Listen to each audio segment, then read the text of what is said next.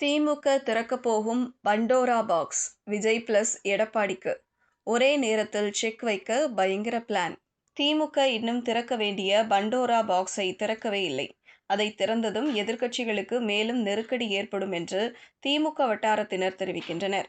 அந்த நெருக்கடி வேறு எதுவும் இல்லை, ஆளும் திமுகவின் தேர்தல் அறிக்கைதான் என்கிறார்கள்.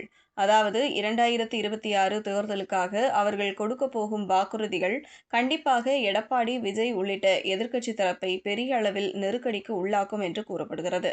பெண்களுக்கான புதிய திட்டங்கள் இதன் மூலம் கொண்டுவரப்படும். முக்கியமான பல இலவச திட்டங்கள் இதன் மூலம் கொண்டுவரப்படும். இளைஞர்களை கவரும் வகையில் புதிய அறிவிப்புகள், தேர்தல் வாக்குறுதிகள் திட்டமிட்டு வரப்படுகின்றன. தமிழ்நாடு சட்டசபை தேர்தல் 2026ஐ முன்னிட்டு பல புதிய நலத்திட்டங்களை ஆளும் திமுக தொடங்கும் என்று எதிர்பார்க்கப்படுகிறது. அதேபோல் தேர்தல் வாக்குறுதிகளும் வலிமையாக இருக்கும் என்று எதிர்பார்க்கப்படுகிறது.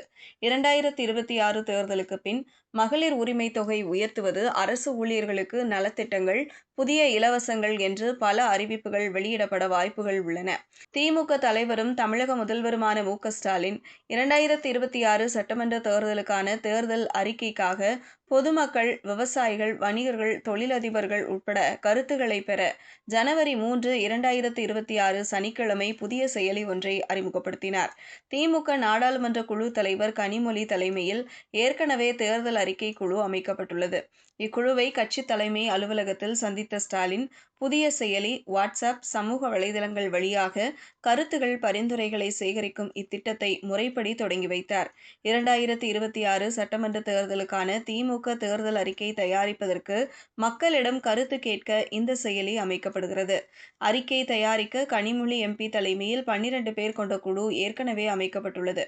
குழுவில் திமுக செய்தி தொடர்பு தலைவர் டி.கே.எஸ். இளங்கோவன், திமுக வர்த்தகர் அணி துணைத் தலைவர் கோ.வி. செழியன், திமுக சொத்து பாதுகாப்பு குழு செயலாளரும் தகவல் தொழில்நுட்பத்துறை அமைச்சருமான பி.டி.ஆர். பழனிவேல் தியாகராஜன், முன்னாள் எம்பி, திமுக செய்தி தொடர்பு செயலாளர் கான்ஸ்டன்டைன் ரவீந்திரன், திமுக மருத்துவ அணி செயலாளர் எழிலன் நாகநாதன், திமுக சுற்றுச்சூழல் அணி செயலாளர் கார்த்திகேய சிவசேனாதிபதி, திமுக மகளிர் தொண்டர் அணி துணை செயலாளர் தமிழரசி ரவிக்குமார் எம்.எல்.ஏ., இந்திய ஆட்சிப்பணி அலுவலர் ஜி. சந்தானம், கனவு தமிழ்நாடு ஒருங்கிணைப்பாளர் சுரேஷ் சம்பந்தம் ஆகியோர் இடம்பெற்றுள்ளனர்.